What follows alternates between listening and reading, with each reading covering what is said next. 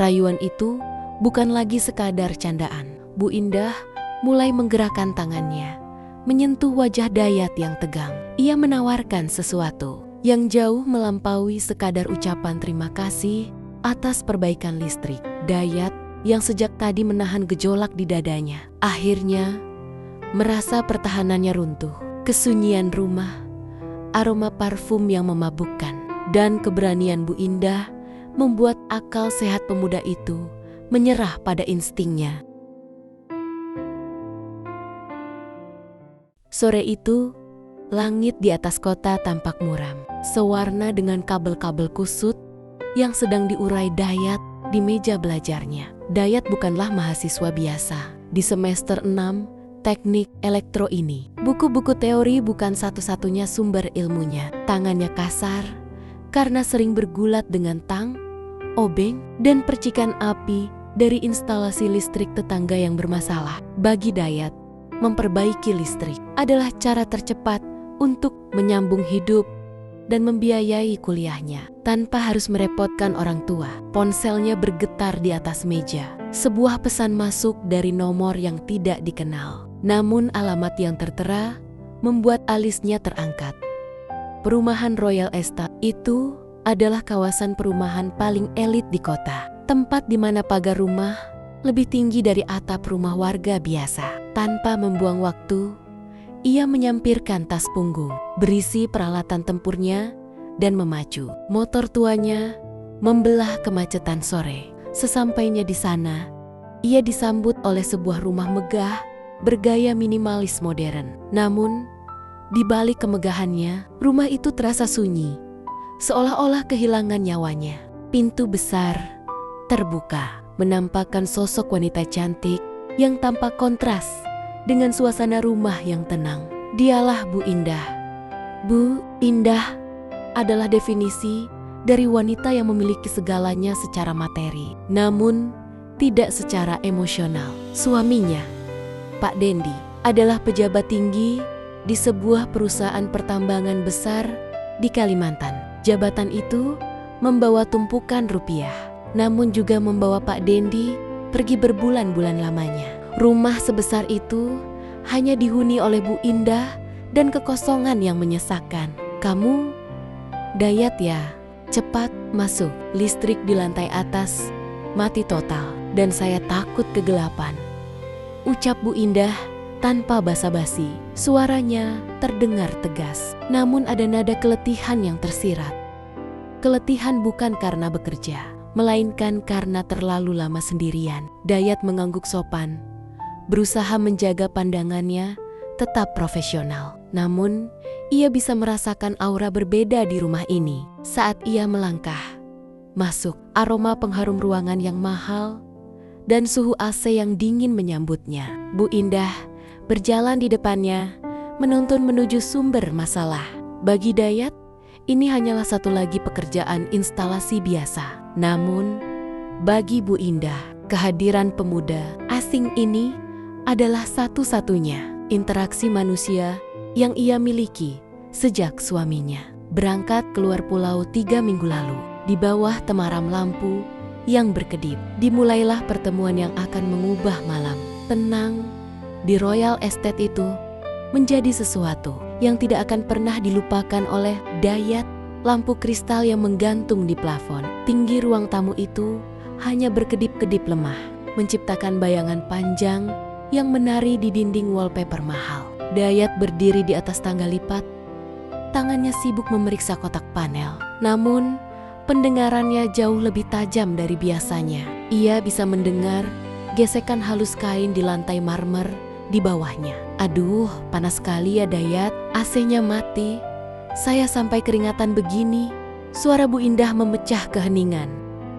Dayat menoleh sedikit ke bawah dan jantungnya serasa berhenti berdetak sesaat. Bu Indah berdiri tidak jauh dari tangga, hanya berbalut sehelai handuk putih tebal.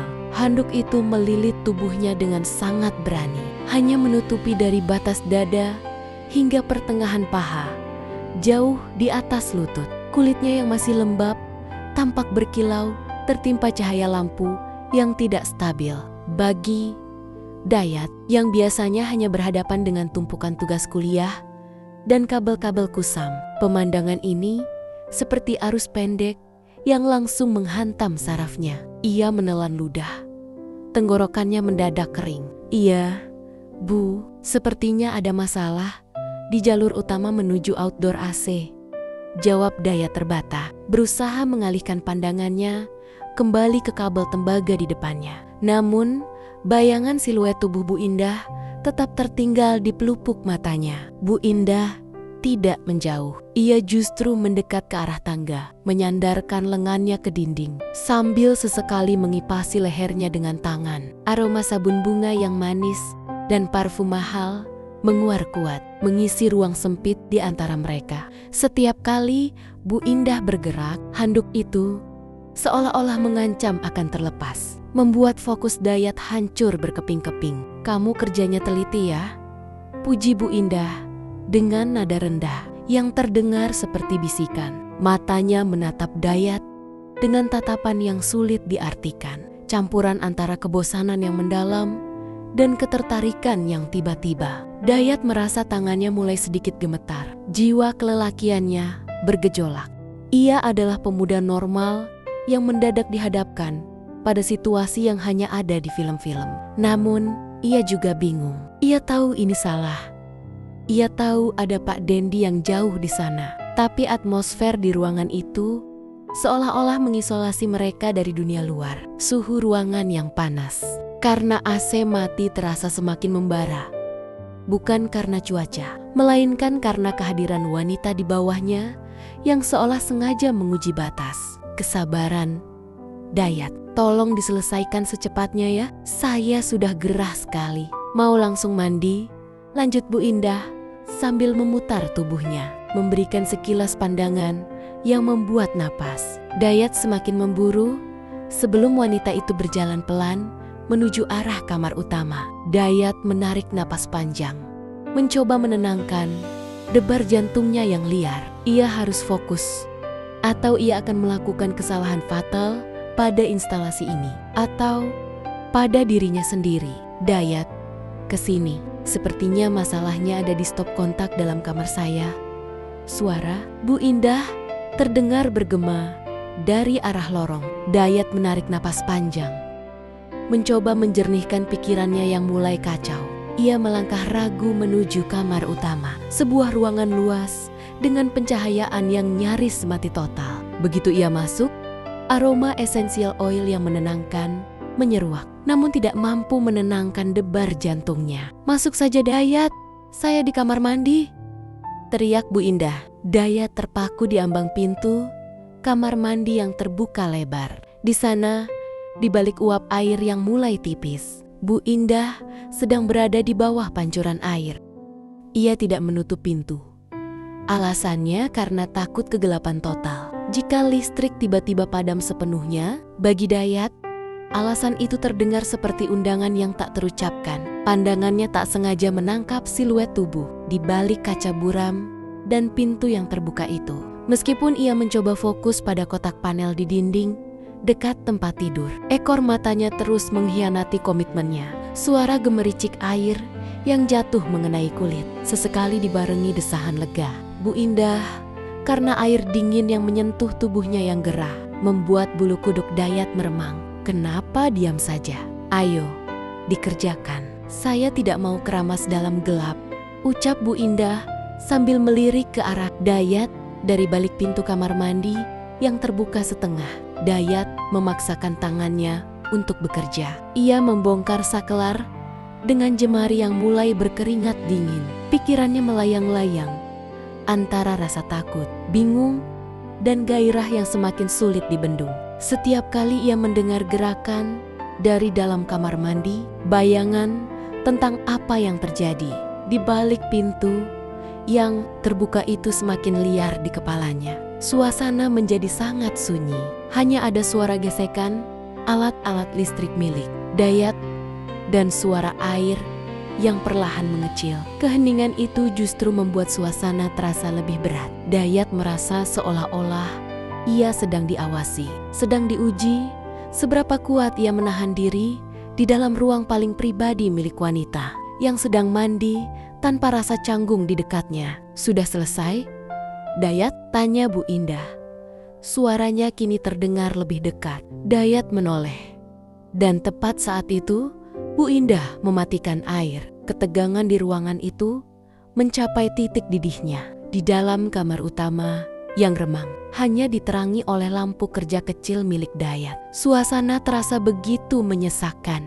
Dayat sedang berlutut di sudut ruangan, mencoba mengencangkan baut pada panel sakelar. Namun telinganya terus menangkap suara gesekan handuk di balik pintu kamar mandi yang terbuka. Tiba-tiba, Bu Indah melangkah keluar. Ia tidak berpakaian lengkap. Ia masih mengenakan handuk putih yang sama, namun kali ini handuk itu tampak lebih longgar karena ia baru saja selesai mengeringkan tubuhnya. Saat ia berjalan mendekat ke arah cermin besar yang letaknya tepat di depan Dayat, gerakannya yang santai membuat bagian-bagian kulit, bahu, dan kakinya yang putih mulus terpapar, jelas di bawah cahaya lampu kerja. "Dayat, belum selesai juga ya?" tanya Bu Indah dengan nada rendah yang bergetar lembut. Dayat mendongak sejenak dan pandangannya langsung tertumbuk pada kontras antara kulit putih wanita itu dengan handuk putih yang basah. Jantungnya berdegup begitu kencang hingga tangannya mulai berkeringat dan gemetar. Di saat itulah konsentrasinya pecah. Ujung obeng yang sedang ia tekan dengan kuat tergelincir dari kepala. Baut menuju ibu jarinya. Dayat memekik tertahan. Ujung logam tajam itu menggores ibu jari kirinya, meninggalkan luka yang cukup dalam hingga darah segar mulai merembes keluar. Bukannya panik, Bu Indah justru menghentikan langkahnya dan memperhatikan Dayat. Bukannya menolong dengan segera, ia justru menyandarkan tubuhnya pada meja rias, memberikan lekuk tubuh yang semakin jelas terlihat. Ia tertawa kecil, sebuah tawa yang halus, sensual, dan penuh kemenangan. "Aduh, kasihan sekali ya, kamu terlalu tegang ya melihat saya," goda Bu Indah sambil tersenyum tipis. Ia mendekat. Aroma sabun dan kehangatan tubuhnya yang baru selesai mandi kini hanya berjarak beberapa senti dari wajah Dayat yang masih berlutut. Bu Indah membungkuk sedikit, membuat handuk yang melilit tubuhnya semakin turun ke batas minimal. Dayat bisa melihat dengan jelas betapa mulusnya kulit wanita di depannya ini. Seolah-olah tidak ada cacat sedikit pun. Dayat terpaku. Darah di jarinya terasa tidak seberapa dibanding desiran hebat yang mengalir di seluruh tubuhnya. "Mana jarinya? Biar saya lihat," ucap Bu Indah sambil meraih tangan Dayat. Sentuhan tangannya yang lembut dan dingin karena sisa air mandi membuat Dayat seolah tersengat listrik ribuan volt. Bu Indah tidak melepaskan tangan Dayat. Ia justru menatap mata pemuda itu dengan tatapan yang sangat provokatif, seolah sengaja menunjukkan bahwa ia tahu persis apa yang sedang dipikirkan oleh Dayat. Dayat hanya bisa terdiam. Napasnya memburu. Di kamar yang terkunci itu, suara detak jantungnya sendiri terasa lebih keras daripada suara hujan di luar. Ia sadar, ia bukan lagi sekadar memperbaiki listrik. Ia sedang terjebak dalam permainan yang jauh lebih berbahaya. Lampu di kamar utama akhirnya menyala sempurna, memberikan cahaya terang yang menyingkap setiap sudut kemewahan ruangan itu. Pekerjaan teknis Dayat telah usai, namun ia seolah terpaku di tempatnya berdiri. Bu Indah masih memegang jemari Dayat yang terluka, menatapnya dengan tatapan yang tidak lagi menyembunyikan maksud apapun.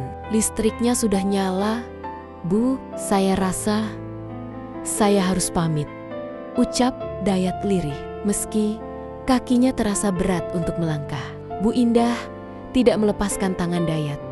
Ia justru melangkah lebih dekat hingga Dayat bisa merasakan kehangatan dari tubuh wanita itu. "Kenapa kamu terburu-buru? Di luar sedang sepi, dan saya masih merasa butuh teman bicara. Kamu tahu kan, Rumah ini terlalu besar untuk saya sendiri, bisiknya tepat di depan wajah Dayat. Bu Indah sambil tersenyum tipis, lalu menggigit bibir bawahnya sambil mengedipkan mata. Rayuan itu bukan lagi sekadar candaan. Bu Indah mulai menggerakkan tangannya, menyentuh wajah Dayat yang tegang. Ia menawarkan sesuatu yang jauh melampaui sekadar ucapan terima kasih atas perbaikan listrik. Dayat yang sejak tadi menahan gejolak di dadanya, akhirnya merasa pertahanannya runtuh. Kesunyian rumah, aroma parfum yang memabukkan, dan keberanian Bu Indah membuat akal sehat pemuda itu menyerah pada instingnya.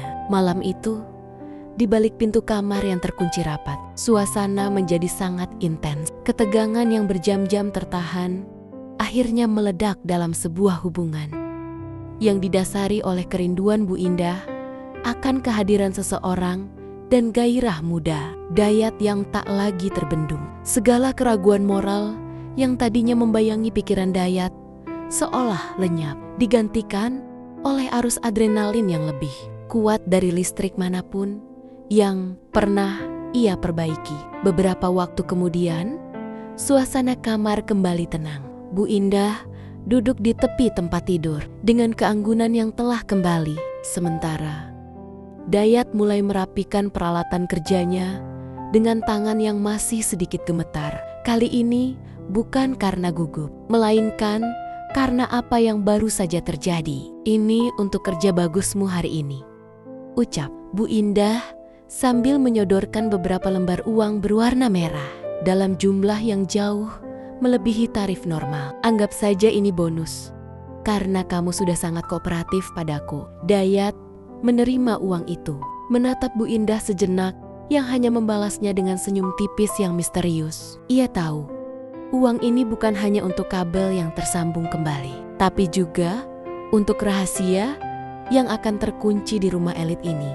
Dayat melangkah keluar dari Royal Estate saat malam sudah larut. Di dalam sakunya, ia membawa uang yang cukup untuk biaya kuliahnya beberapa bulan ke depan. Dan di dalam kepalanya, ia membawa memori tentang satu sore di rumah Bu Indah yang mengubah hidupnya. Ia pulang dengan perasaan campur aduk antara kepuasan, kebahagiaan yang aneh, dan kesadaran bahwa dunia orang dewasa jauh lebih rumit daripada sekadar rangkaian kabel positif dan negatif.